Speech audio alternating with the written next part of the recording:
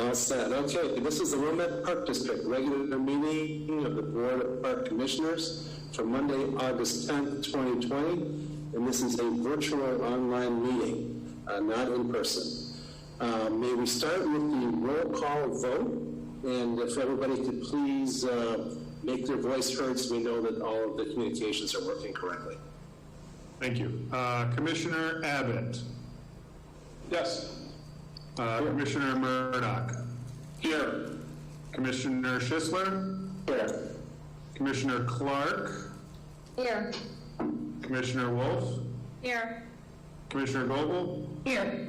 Commissioner Anderson. Here. You have a quorum, and I believe everyone's technology is working. Wonderful. Before we start the meeting, I'd like to share our condolences on behalf of the Park District staff and the board to the family and friends of the young man who drowned this last weekend at the Wilmette Beach. He was 32 years old, lived in Chicago with a family overseas. It breaks our hearts to think about his parents being notified and having to fly here knowing what awaited them upon their arrival. I'd like to thank the frontline staff at the lakefront, the first responders, and the residents and visitors who worked heroically to try and save his life. We are especially proud of the young staff whose training and compassion provided at least a glimmer of hope at the time. And obviously our thoughts and prayers go to everyone involved in this tragedy. So that's a sad way to start the meeting, but we have to acknowledge that. Okay, let's get to approval of the minutes. I can ask people to make the motions. Cecilia, Commissioner Clark, do you want to make the first one? I move to approve. I don't have the minutes in front of me. I move to approve the minutes November 13th. So here's what we'll do, Gordon. I'll read a motion, and then someone just has to say so moved and their name, and then we'll move on from there. Sounds good. So a motion to approve the closed session minutes from November 11th, 2019. So moved. So moved by Commissioner. Do I get a second? Second, Commissioner Clark. Okay, second by Cecilia. All right, these are closed session minutes, so remember, if there's discussion, we'll go into a closed session to have that discussion, but if no discussion is needed, all motions have to be made and voted upon in public meetings, so we can take the vote now or table this motion pending a closed session discussion as on the agenda later on. I'm good. It was me. I'm good. Okay. Great. All right, we'll take the vote then. Commissioner Abbott? Yes. Commissioner Murdoch? Yes. Commissioner Schisler? Yes. Commissioner Clark? Yes. Commissioner Wolf? Yes. Commissioner Goebel? Yes. Commissioner Anderson? Yes. The minutes are approved. All right, so the next item on the agenda, a motion to approve the January 13th, 2020 regular meeting minutes that have been amended. So a motion and a second on that. So moved. I'll second again. So moved, Vice President Goebel, and seconded by Commissioner Clark. Any discussion on these before we take a vote? Just want to acknowledge the excellent updates that were made by Libby Baker. Thank you, Libby. Yes. Thank you, Libby. Okay, now that the Libby love party's over, we'll take a vote. It's never over. Commissioner Abbott. Yes. Commissioner Murdoch. Yes. Commissioner Schisler. Yes. Commissioner Clark. Yes. Commissioner Wolf. Yes. Commissioner Goebel. Yes. Commissioner Anderson. Yes. Minutes are approved. Next, item 2C, another set of closed session minutes. A motion to approve January 13th, 2020 closed session minutes. So moved. Commissioner Wolf. I'll second. Commissioner Schisler. Again, closed session discussion would take place in closed session. If no discussion is needed, we can vote on them now. All right, it looks like we're ready to take a vote. Commissioner Abbott, Yes. Commissioner Murdoch, Yes. Commissioner Schisler, Yes. Commissioner Clark, Yes. Commissioner Wolf, Yes. Commissioner Goebel, Yes. Commissioner Anderson. Yes. The minutes are approved. Next, item 2D, motion to approve the February 10th, 2020 regular meeting minutes as amended. I'll move. And I'll second. Motion by Clark, second by Murdoch.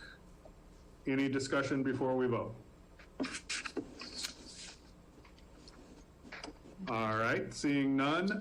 Commissioner Abbott, Yes. Commissioner Murdoch, Yes. Commissioner Schisler, Yes. Commissioner Clark, Yes. Commissioner Wolf, Yes. Commissioner Goebel, Yes. Commissioner Anderson. Yes. Those minutes are approved as well. Lastly, item 2E, regular meeting minutes. Motion to approve the March 9th, 2020 regular meeting minutes. So after a motion and a second, I'll give a little more context to this. So motion first. Motion to move, or to approve it. Commissioner Schisler, in a second. I'll second it. I'm going to give that one to, I believe, Vice President Goebel said it as well. And then the context I want to give this one is we did receive some suggested edits from Commissioner Wolf earlier today, and Libby did those revisions and recirculated. And I just want to make sure we're all working from that copy instead of the one that was in your packet. There was one other edit that wasn't made on page 3 of 8. It's the 5th paragraph down. It still says Mr. Payne Andrew. Which I think his name is Andrew Payne. Just want to. Correct. That's correct. We can make that change. Okay. Thank you. And on So- a similar note, Matt Moffat's last name is spelled with 2 T's and without, and I'm not certain which it is, but just would ask that we have it be corrected. Okay. Have it be right on both places. Yes. Fair enough. So I know there was proposed edits. Anyone want to make any further edits or comment on the edits, or are we ready to take a vote? No, I know that, Mike, you made you responded about the word demanded. I would ask that we go back to the original wording, which I think was in the spirit in which I made my remarks. So I would agree with that. Any other comments? otherwise, I have no other comments to the meeting minutes.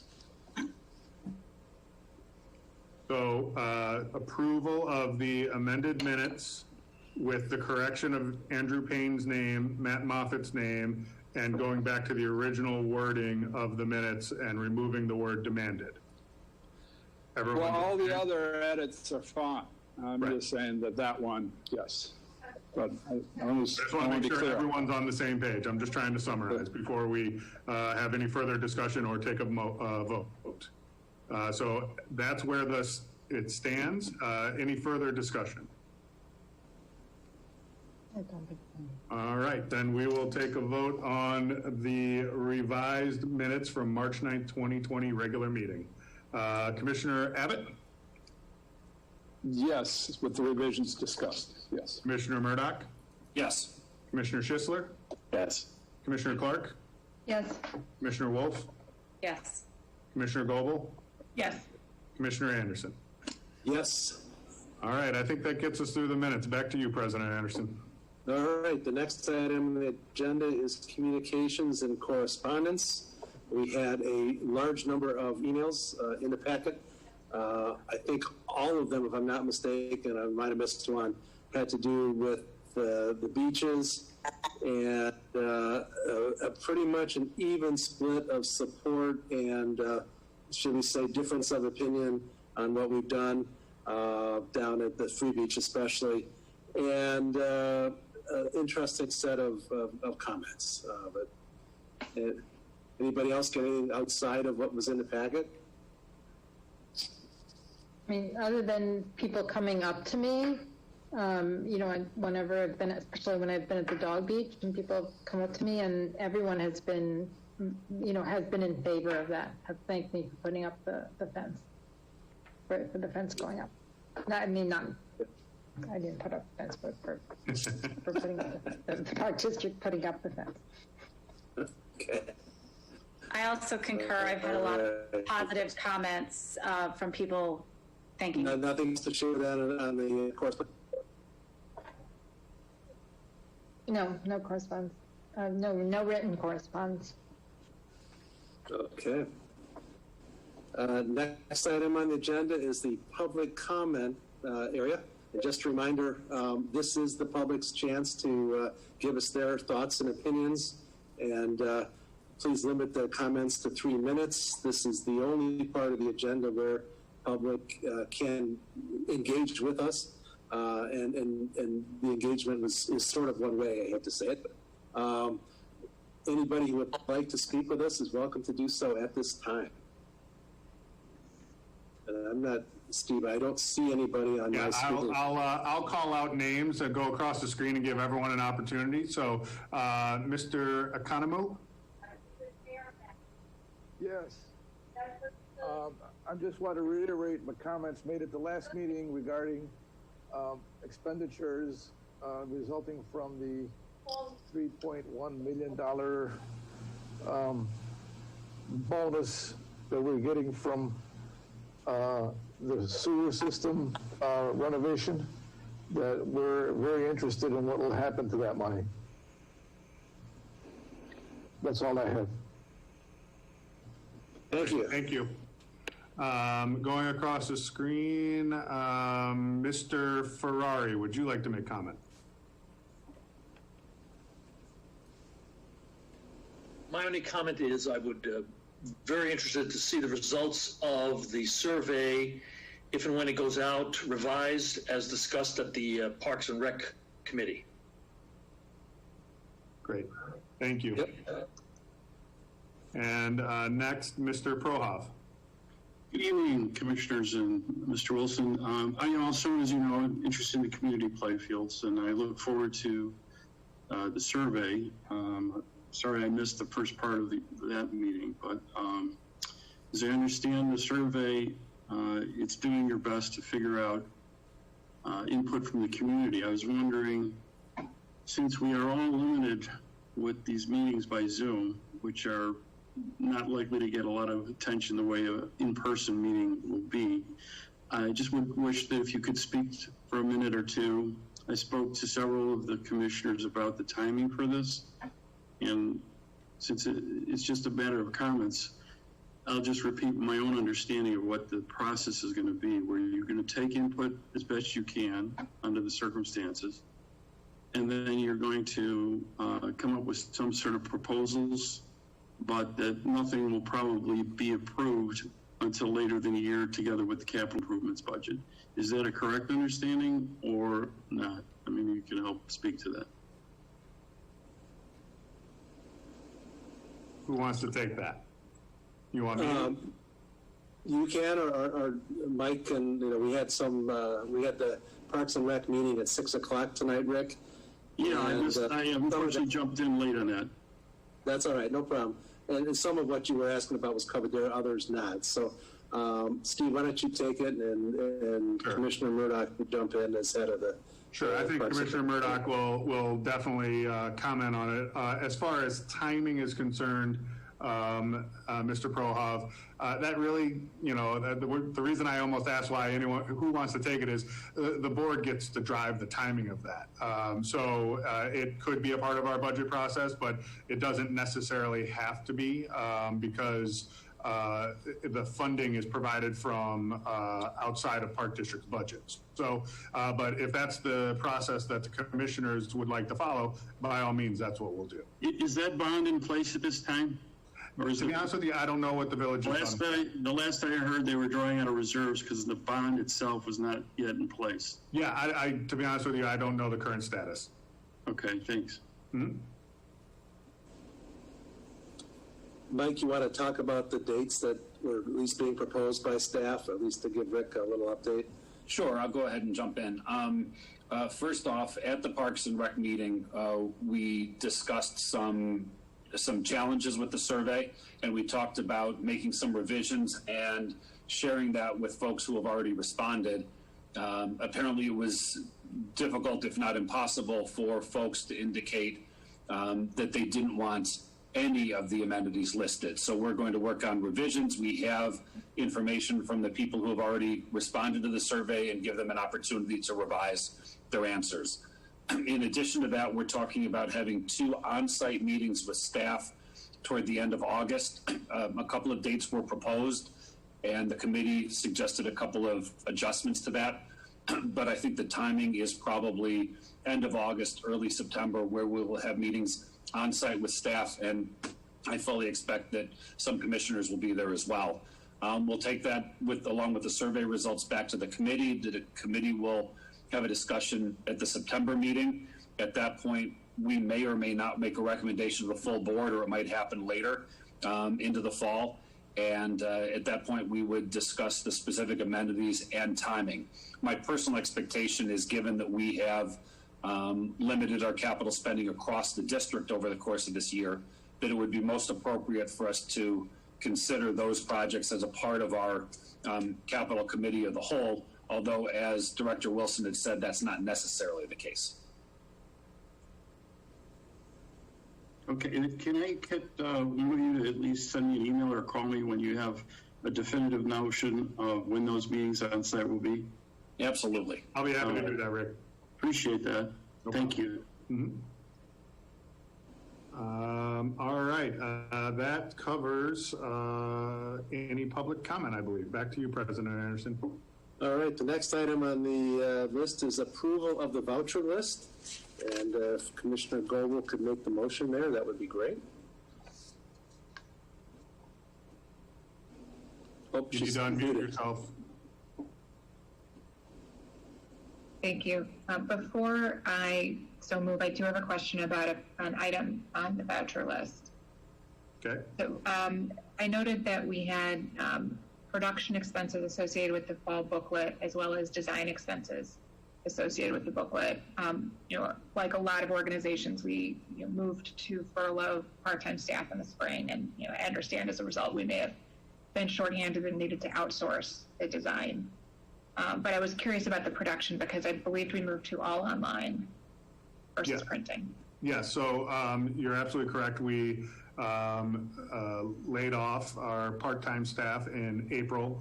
We have historically had 2 part-time individuals within our marketing department who worked quite extensively on our program brochures when they come out. And what we actually did was contracted those same individuals back to work on the layout and the graphics and all of that. We didn't have the cost of printing, but we still had the cost of developing the booklet itself and the layout. So that's what those costs are related to. Got it. Thank you. Do we have any part-time graphics design staff at this time? Not at this time, no. We have 1 full-time staff member in our marketing department, other than our manager, who does graphic design work. Thank you. Steve, do we normally make the motion and second first and then ask the questions? Typically, yes, okay. but that's okay. I'll proceed. Go ahead. I move to approve the voucher list in the amount of $1,543,699.25, a copy of which is to be attached to and become a permanent part of the minutes of this meeting. I'll second. I think we may have a question from Commissioner Abbott. No, I was trying to second with my mute on, so no. Okay. So we have a motion from Commissioner Goebel and a second from Commissioner Anderson. Further discussion, I see Commissioner Wolf has her hand up. Oh, you need to unmute. I'm sorry, I did unmute myself, sorry. I had a question regarding a credit for 2021 fireworks. Is that because we had already paid for this year and that money is being put towards next year, or I was just questioning or wondering what that was about. Yes, you're on the right path, but Superintendent Solberg, I believe, or Foy, one of you will have better details than I do. Yeah, it was, the bill was already paid, and since the service didn't happen, it was reclassed as a prepaid for next year. Got it. Thank you. And is there any reason why we split out all the Irma line items into what seems to be dozens or scores of line items on the voucher list? I don't think we've done that before. And they're all going to the same account number. So I didn't know if perhaps we can just collapse that next time around.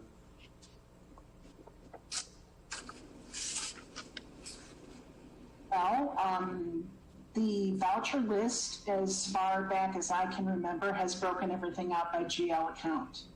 And the GL account has 4 different sections, depending on which area of the Park District it's being charged. So it might have the same account number, the last 4 digits, but it's being allocated based on, the home allocation. So Paderma is, related to benefits, and of course that's going to follow where people are housed.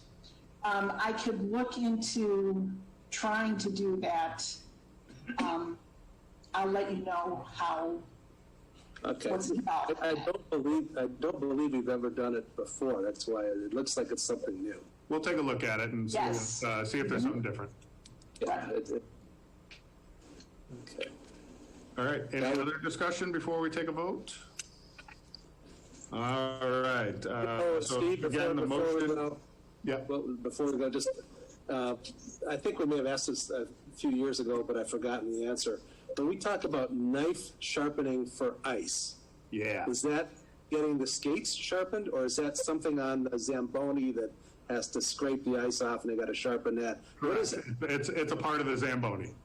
Okay. And then it's called the knife, obviously, then? Yes. Yes. Okay. All right. All It's right. been for months. All right. All right. So again, we have the motion by Commissioner Goebel, the second by Commissioner Anderson, and now we're going to take the roll call vote. Commissioner Abbott, Yes. Commissioner Murdoch, Yes. Commissioner Schisler, Yes. Commissioner Clark, Yes. Commissioner Wolf, Yes. Commissioner Goebel, Yes. Commissioner Anderson. Yes. Voucher list is approved. Excellent. Time for the executive director's report. Oh, the most riveting part of the evening. The report was is somewhat brief as we're busy and it's hard to sit down and write some of these things and capture everything. So if there's something I don't touch on, feel free to ask questions. The first part of the report is an update on South Beach, which all the emails in our packet were in regard to, just reiterating that after discussions both at the Lakefront Committee and at the board meeting last month, staff installed fencing around the southern end of the swimming beach. The main thrust of why we did this was because of the overcrowding while during a pandemic, and quite honestly, we didn't want to be the epicenter of some sort of outbreak, and so we are trying to keep people as safe as possible. We do still allow anyone to walk through the gates and enjoy the lakefront and enjoy their riparian rights and walk the water's edge. What we're not allowing is people setting up towels, chairs, hammocks, and hanging out all day to try and disperse the crowd. Largely, it's been successful to that end. We have been able to keep the numbers much smaller and quite honestly safer. The next item in my report is regarding stormwater. In Superintendent Solberg's report, you'll see photos as well as some commentary about the progress the village has made in regard to the installation of the storm trap system underneath community playfields. Ultimately, they're ahead of schedule and they're looking to do a ribbon cutting ceremony between the village and the Park District boards sometime here in the fall. So more details will be coming forward on that.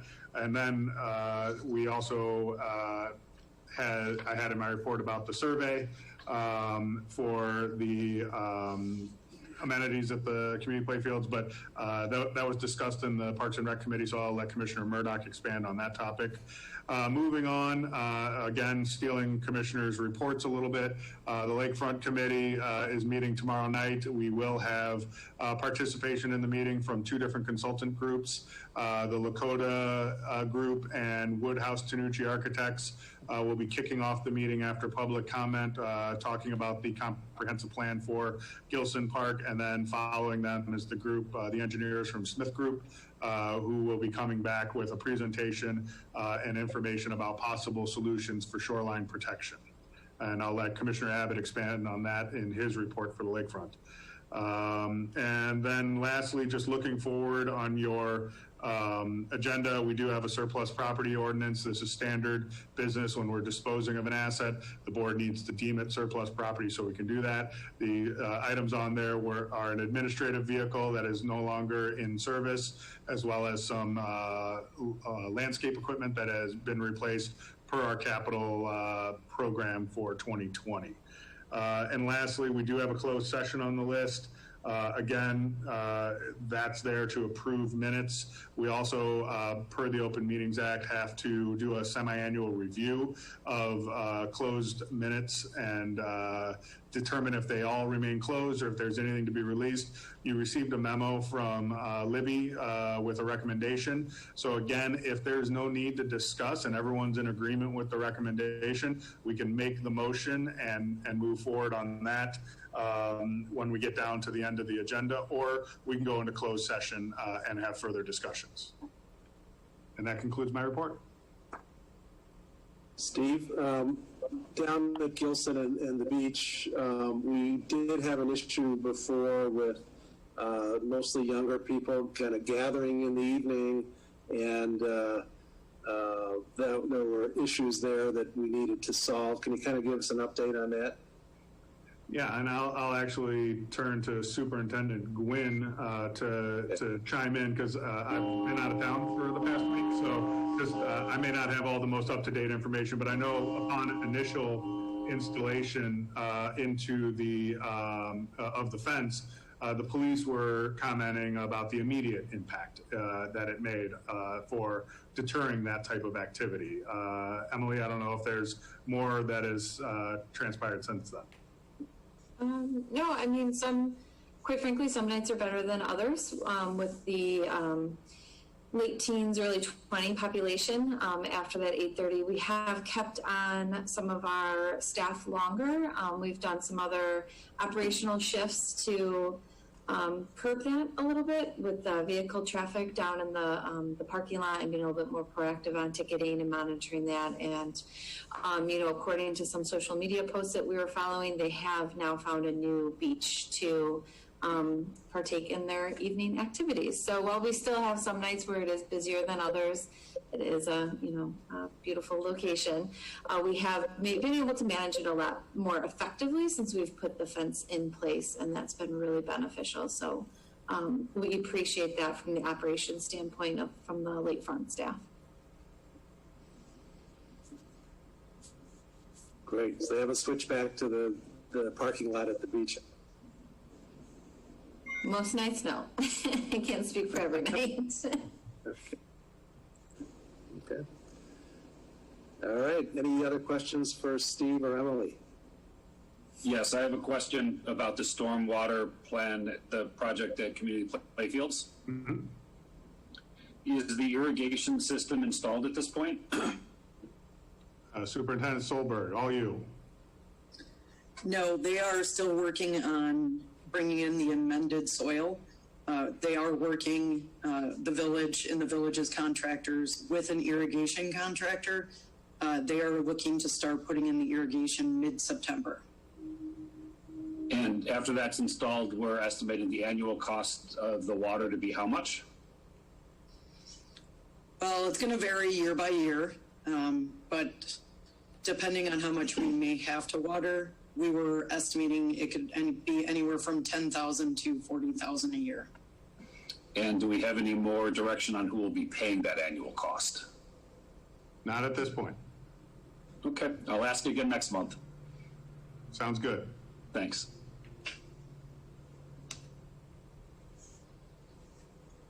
Okay, next item on the agenda is the committee reports, and we'll start with the Lakefront Committee. Commissioner Abbott. Unmute. All right, I'm on again, right? Yep. I'll try to be brief, but I rarely am. So it's been a busy month down at the Lakefront. There was no actual Lakefront Committee meeting this past month because our committee meeting is going to be tomorrow night. But there's still a number of things that I want to talk about, especially taking the temperature of the board on upcoming decisions. I do want to start out, and I know that this is shared by the entire board and the community, that our staff, both the management staff and the young people, the young ladies and young women on the ground down at the beach lakefront, have been extraordinary all year long. It has been a tough year. There's been a lot of changes. They've been constantly trying things to try to keep things under control. They've done everything that anybody could ask of them and then some. So I hope that they know that they have the thanks of the community for all their hard work. So let's see. It's been a challenging year. There was I don't know if it made it into the package. There was one woman, we got some emails about residents versus non-residents being allowed. There's no change in our policy being allowed to walk along the lakefront. All patrons are welcome to walk along the lakefront. There may have been some confusion there. We apologize if anybody was confused with the setting up of these gates. But I want to just make it clear that all patrons are welcome to walk along the lakefront. We have the meeting tomorrow night. We will have the master plan will be, it's a kickoff meeting, and I want to take the temperature here of the board. Obviously, 3 commissioners will be attending that. I'm assuming that not only are we going to be soliciting community input, we want to be soliciting commissioner input. Now, how much, committee of the whole, Lakefront Committee, how do commissioners feel about making sure that their voices are heard and are being incorporated into this master plan? It's an open question to my fellow commissioners. We will start tomorrow night. Do we wish to have a committee of the whole meeting following on that? How much do we want to keep this open? Anybody? Is anybody not going to be on the call tomorrow night, even if you're not on the committee? I'll be on the call. Fischler? I'll be on it. Okay. I'll be on the call as well. I'm not, so, Go ahead. And it may be worth asking that question after the meeting tomorrow. Very good. Based on what we see here. Very good. That's fine. And we can do that. And there may be a need for another meeting this month anyway. And that we'll get to that in my next. So that's a good solution. We will go through the meeting tomorrow night, and we'll take a quick poll to see how the board would like to proceed with regard to their input. There will be a presentation, and we've had a packet given to us from the Smith Group, and according to Executive Director Wilson, they have responded with a revised packet, which is good because this is intended to be a dialogue. There's been a lot of commissioners who have made comments on it. And so I expect this to be a dialogue. In the initial packet, I was fairly satisfied, though there are no cost estimates. But at least it was stimulating to me in terms of the ideas that were presented, including some that I had never heard of. It is likely, well, they reviewed the entire lakefront from the Dog Beach up to Langdon, step by step, presenting concepts that might be, we might wish to consider. And not giving us cost estimates, but, low cost to high cost, whatever that means. It is unlikely that we would be able to do much more this year. And then I say there's 4 options for my read of the presentation. I wish that the commissioners could sort of keep this in mind, because by September, I hope to have come back with these 4 options with some refinement. We could do nothing this year. We could, in any of these locations, we could, what they call sand nourishment, add sand, which is obviously a very temporary measure, but it does work. It would at least provide temporary additional protection from erosion, but it wouldn't last, particularly long. We could do what's called trap bags. That was new to me. I did not know anything about that. I'm going to be asking a lot more questions about that. They seem to be a quick and effective and temporary solution. And I was kind of excited to hear about that. And we could add boulders. Those would be all we really got time for, probably money for. Except for do nothing, they would all perhaps give us some protection for anticipated storms. Projections are finally moving downward. I don't know how they could go much higher. We've been setting records every month this year for monthly records. But the Corps of Engineers put out some projections that indicate that we might no longer be setting records into the fall. We obviously have seasonal. The lake will go down seasonally. That's its usual pattern. And these projections indicate that and maybe accelerate that process. We'll talk about that tomorrow night. Let me continue my notes. We can anticipate fall storms. That has historically been the time when we get a lot of erosion. Mother Nature is hardly predictable, but those northeast storms coming in October, November, before the ice forms, we can sort of predict that.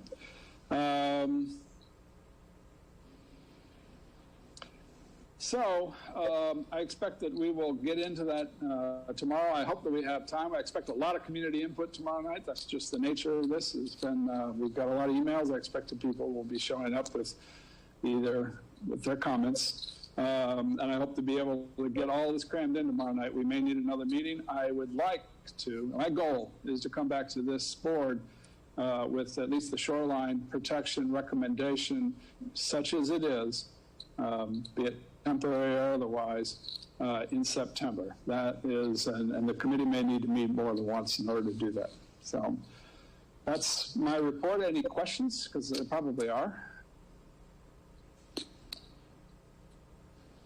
I guess my only comment is I hope that we will be able to do some sort of shoreline protection work yet this year. I think it's critical that we get something done. Yes, and I think, Brian's timeline of bringing something back in September might even need to be accelerated. We might need to do a special board meeting just based on the initial concept upon hiring was we were going to have the months of March and April to have these conversations, and those kind of disappeared on us. So we are up against some time constraints. So I know everyone's going to be more than willing to make time in their schedule because we know this is important. So just wanted to make sure I'm setting a fair expectation that there might be a need to move even quicker than next month's board meeting. I'm prepared to meet that schedule. Sure. Any other questions? It's been a wacky year, right? Mm-hmm. Tough year.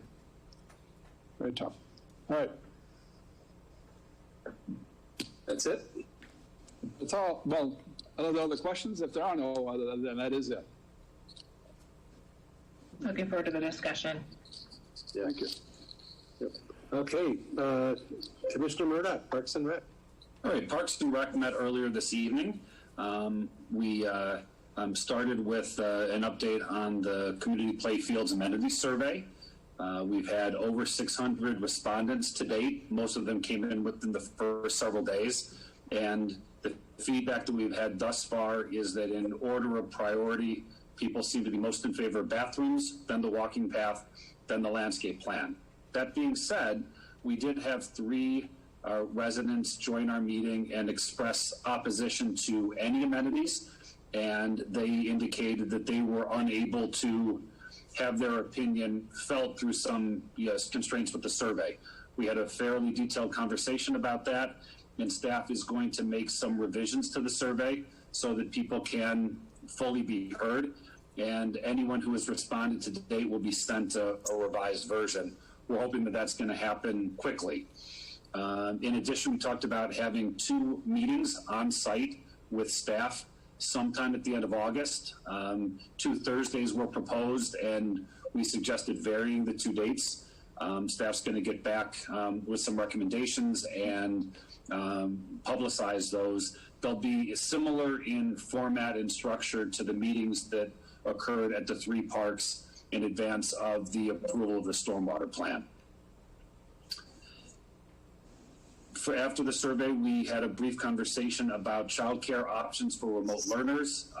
It's a very fluid situation at this point, but it's the intent of the park district to have some options for village families who, for whatever reason, may need a safe place for their children to learn if the parents have to work or have other constraints. So we don't have a specific plan at this point because the District 39 primarily has not detailed their plans, but there's been multiple communication between our staff and theirs, and we're prepared to step in to help any way we can.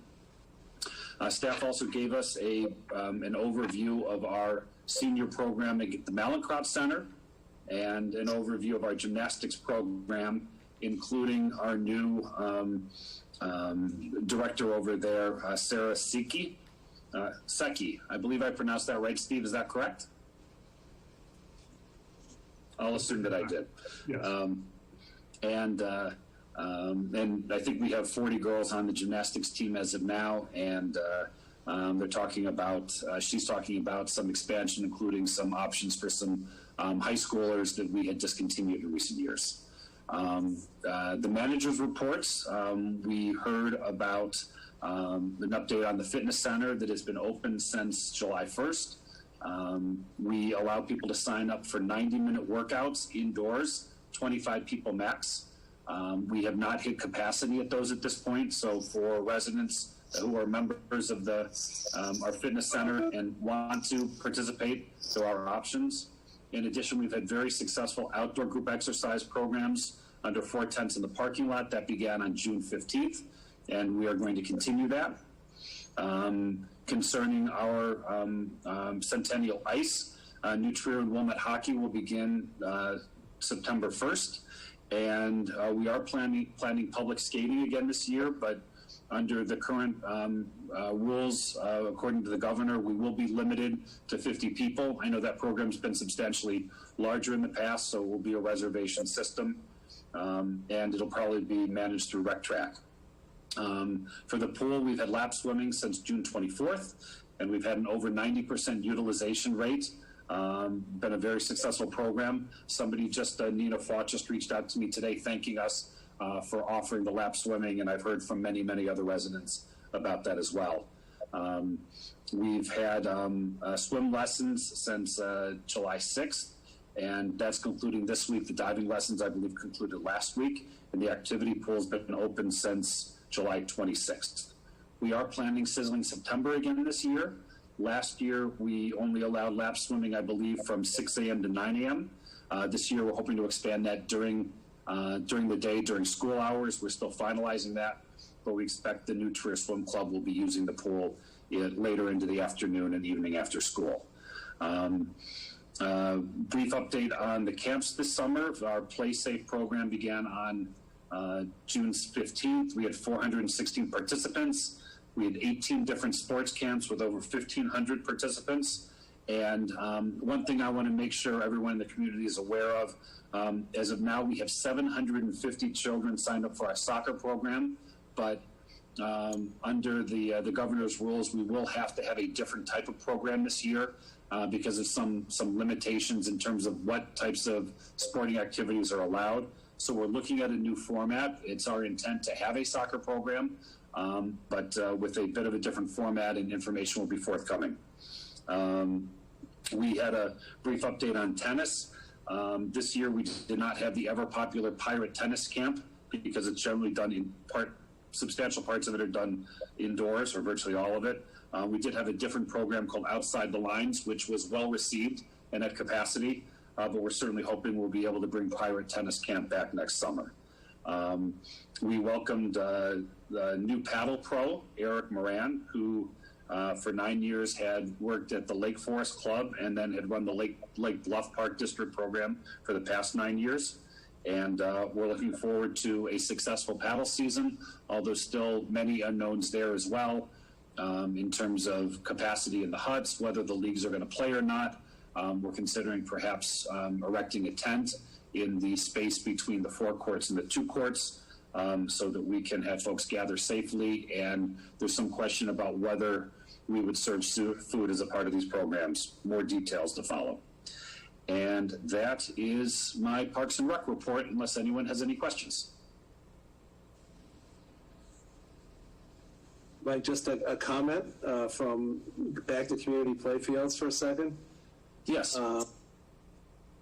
One of the things I think we need to remember with the survey, it's certainly not a perfect survey, but it's only one of several ways we're getting community input, and probably the more important way to get input from people who are not adjacent to community playfields. So, I think the people who are local and who I think tend to want to not have anything done to the park. There's lots of they've already been to our meetings. They're sending us emails. We're going to have the outside meetings at the parks. So I think, just it's not a be-all and end-all, this survey. It's just one tool amongst lots of others. So I wouldn't get too hung up on the fact it's not a perfect survey. Oh, and I certainly would agree with that comment, but I think it's important for folks to be able to indicate they're not in favor of an amenity or other amenities. I think there were some constraints within the survey, and it sounds like it'll be a fairly easy fix, and we'll give folks an opportunity to feel like their opinions were heard. Yep. Good. So, Mike, we got an email from, I say we, Peter Eckert, who I happen to know through scouting, sent an email, and he may have, it seemed like I was a BCC, so the board may have gotten it, and he gave some comments, which I responded back to him, but he also said he couldn't use the survey because it indicated that he had already responded to it. So I don't know if that's been kicked over to staff. I can kick it over to staff and see if somebody can check on it for him. Did you receive anything from Mr. Eckert? I don't recall receiving it. I'd have to go back and check, but if you would certainly pass that along, I would appreciate it. Thank you. I will send that on to you. There was also a report. There was also Superintendent Solberg talked about HVAC systems as we're moving back into wintertime and the need for mechanical systems that manage the air. And I'm very much looking forward to what Superintendent Solberg comes up with. Yes, things like maximizing outside air, the ionization in UV. I'd love to also be reading those reports. I'm sure the entire board will get them. I can't wait. So that's all. I'll make sure that's on the agenda for next month. Thank you. All right. Thank you. Any more questions for Mr. Murdoch? If none, then how about Commissioner Wolf with the Golf Committee? The Golf Committee actually did not meet since our last board meeting. We've decided to move the Golf Committee meeting to the 4th Monday of the month, which would make us have it in two more weeks, I believe that is. But I do have a few little updates from Adam's report that I just want to touch on, some highlights, because golf is going really well. They've been really busy. They've had the best weather July ever and grossed over $57,000 in cart revenue, which is really great. The driving range also doubled revenue compared to last year in July. So both are doing really well. And finally, in July, they averaged 276 rounds per day, with a total of 8,519 versus 6,321 in 2019. So golf is doing really well right now, and the weather's been great. So I recommend everybody get out there and play. Great. That's about it. Thank you. What were those numbers? That's great. I didn't know. What were those numbers again? How many rounds? 276 rounds averaged per day in July. Yeah, versus, yeah. And then, so the total rounds, we had 8,519 in July versus 6,321 in July of last year. Wow. So they're doing really well. Silver linings. I'm not going to say anything more than that. Yeah, right. Okay. Yeah. It's a banner year. It is a banner year, and the course looks great, and the weather's been great, so that's helped a lot, and it's giving a lot of people an activity to do outside, which is wonderful. Great. Okay. Commissioner Goebel, Financial Planning and Policy Committee. Yes, the Financial Planning and Policy Committee met on July 20th, and among other things discussed, the state of revenue and expense results year to date. Certainly this is a different kind of year, and both our adjustments and expenses as well as our future plans have been changed as a result. With the exception of the golf program and associated camps and fee revenue, most areas are declined significantly, and so we've adjusted our plans accordingly. Very pleased with the information that Superintendent Foy has been providing as we go into the next phase of our committee's plans, which include we'll look at 2021 budgeting guidance in the upcoming meeting, which is next Monday. We meet on the third Monday of the month, and we'll also spend aside from that, we'll spend the majority of our time looking at the audit and any findings that have resulted. And so we're looking forward to seeing that in the next couple of days to review ahead of the discussion on Monday. From there, the committee will make a recommendation in the September full board meeting regarding the audit. And then the other item I wanted to note is that there's been a proposed recommendation to update our policies to review and make sure they match the current thinking in terms of diversity and inclusion. And so in coming meetings, the Financial Planning and Policy Committee will take a pass at that, and then we will also share that with the wider board again in upcoming meetings. Those are the highlights for the moment in terms of financial planning and policy. Any questions? I have a question. Sure. Taking a look at the forecast, at this point, we are predicting the ending fund balances based on a couple of different scenarios. And when compared to the expected ending cash balances in 2019, I know we ended up ending up with more than we intended, but we originally thought that we were going to have about 5.8 million. It looks like, based on these different scenarios, that we will be anywhere from 900,000 to 1.65 million higher than we were at the end of what we anticipated at the end of last year. Am I reading that correctly? Superintendent Foy, would you like to comment on Commissioner Murdoch's read? Okay, so the answer is no. Okay, we're expecting a loss in 2 of the 3 scenarios this year, which means let me take a step back to 2019, because I don't have the numbers right in front of me, but in 2019, we expected a bigger loss than we actually wound up with. So the fund balance was more positive due to the smaller loss. Are you following me so far? So you're going to see that number come up to about 7 million, I think, and I think we were expecting it to come in at some smaller number. When you take into account I think phase 4 is showing maybe a gain, and then phase 3 and phase 2 are showing losses. I'm trying to recall. That's right. What the numbers look like. Awesome. You're going to see the fund balance lower because we'll be taking that loss into account. Now, in all 3 scenarios, the fund balance is still higher than our base fund balance that we are that we have to keep, all right? And I know we've had a discussion about what the minimum fund balance should be, but based on current policy and current information, it's going to be higher even if we show a loss. Now, we just need to manage that because we have to see how the projections work. I'm still working on those for July right now. And I think one thing that's unclear is, and this is because it's unclear for everyone in every community, is whether we'll remain in phase 4 for the balance of the year or if we'll revert back to phase 3. Or 2.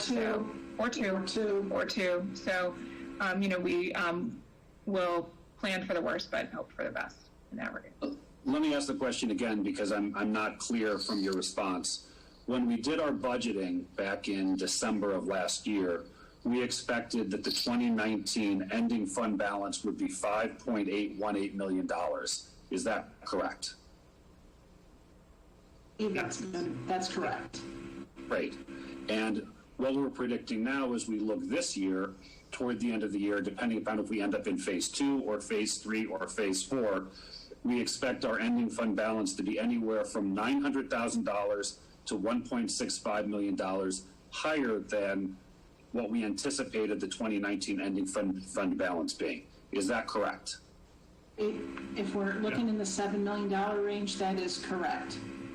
Okay. Right now, we're looking at $7 million balances. Yeah, so Mike, you're absolutely correct with what you're reading it right, that the projected year-end 2020 balances under those three scenarios, phase 2, phase 3, phase 4, as compared to the budgeted 2019 ending fund balance, phase 2 is about $900,000 more than the 2019, and phase 4 scenario is, you said the math better than I can do off the top of my head. 600 grand higher, wasn't it like 600 grand? No. 50. I think at phase 2 or phase 3, we're at about $900,000 more. If we stay in phase 4, I think we end up at $1.65 million higher. Correct. Nice. Right. Okay. Yeah. So, in how we accomplished that was basically by deferring a significant amount of capital, $2-some million. Is that correct? That is correct, and part of that was having a smaller loss at year-end 2019 than we had anticipated with projection. Yep, that's the other part. And most of those capital expenditures, if we don't do them this year, we will probably have to do them next year or a subsequent year. So I would just encourage the board to take a look and see if there's anything that we can still accomplish yet this year, given that we're expecting our ending fund balance to be stronger than what we anticipated at the end of last year. It's a conversation for another meeting, but I would certainly ask Financial Policy and Planning to take a look at that at their next meeting. I think that's a good question to raise, Commissioner Murdoch. I would suggest, as we're looking at that, lakefront protection and Gilson infrastructure need to be priorities. I would agree. Those are our two biggest demands, quite honestly, on the operations, and also probably our biggest unknowns as well, as we look at what Lakota and team come back with. Thank you for that.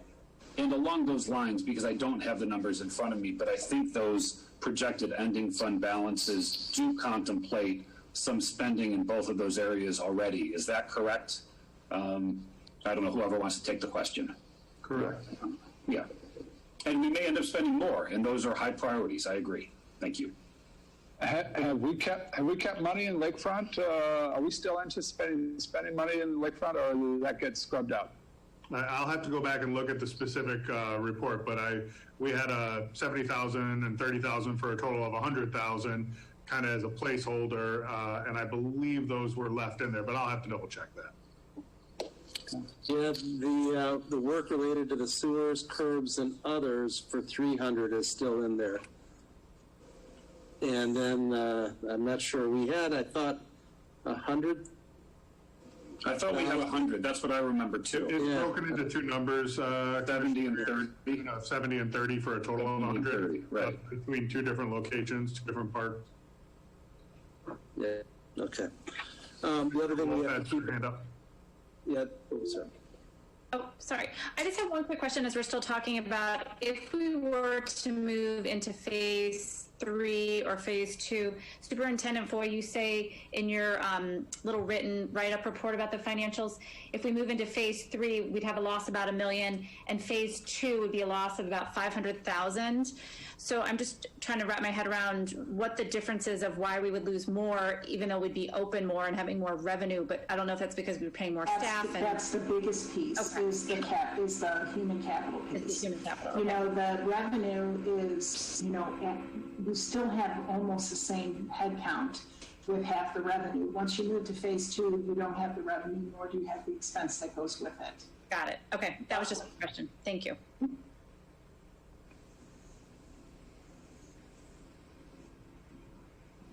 Commissioner Anderson? Oh, thank you. A couple things. One is the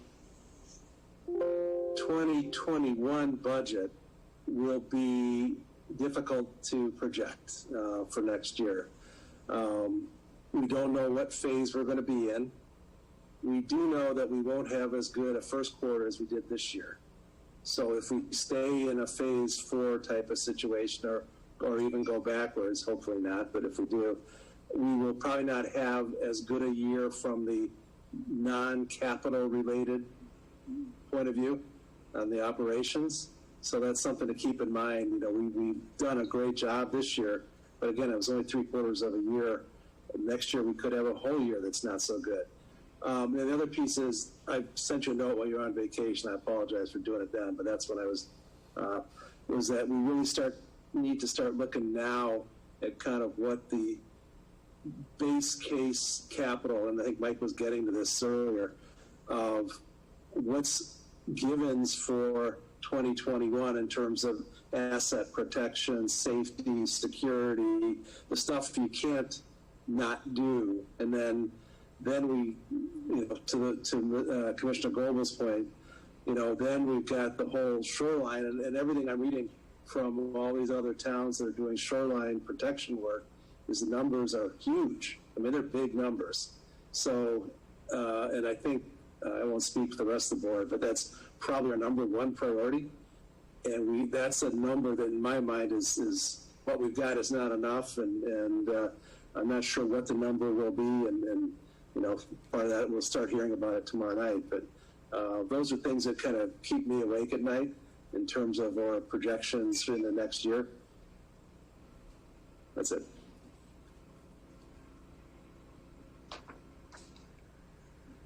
That's it for the Financial Planning and Policy Committee. Thank you. All right. Any other questions for Commissioner Goebel? All right. Next item on the agenda is unfinished business. Anybody got anything to bring up? If not, new business with surplus property ordinance. Again, I touched on this in the director's report, standard business. When we are getting rid of old pieces of equipment, the board has to take this action to make it legal to make the disposal of the asset. All right.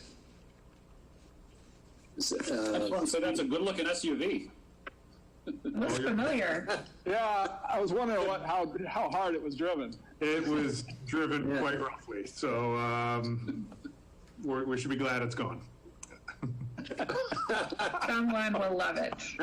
I think it could last another 10 years. I'm sure it could. So a motion in a second. Who made the motion? No one. Nobody yet. Yeah. So moved. Second. Gonna give the motion to Commissioner Abbott, the second to Commissioner Murdoch. Any other discussion? All right, roll call vote. Commissioner Abbott. Yes. Commissioner Murdoch. Yes. Commissioner Schisler. Yes. Commissioner Clark.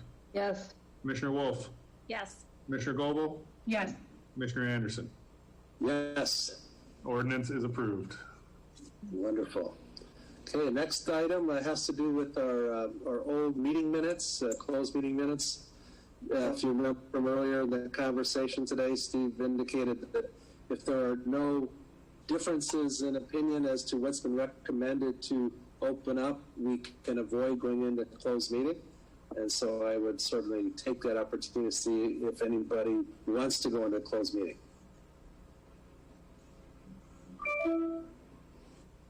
All right, I don't see anyone taking you up on the offer, so we need a motion and a second based on the memo.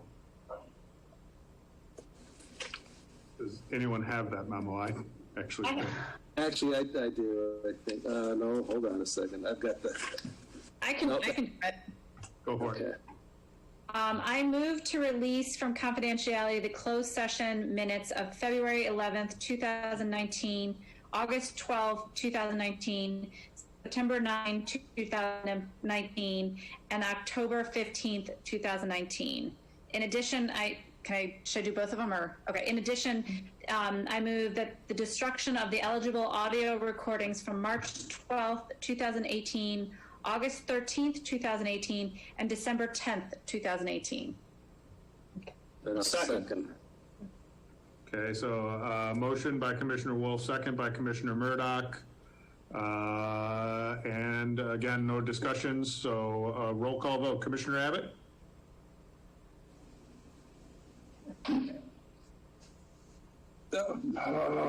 Yes. Yes. Commissioner Abbott indicated yes. Commissioner Murdoch? Yes. Commissioner Schisler? Yes. Commissioner Clark? Yes. Commissioner Wolf? Yes. Commissioner Goebel? Yes. Commissioner Anderson? Yes. Motion is approved. Wonderful. All right, we're at our favorite part of the agenda. I do have one more thing, President Anderson.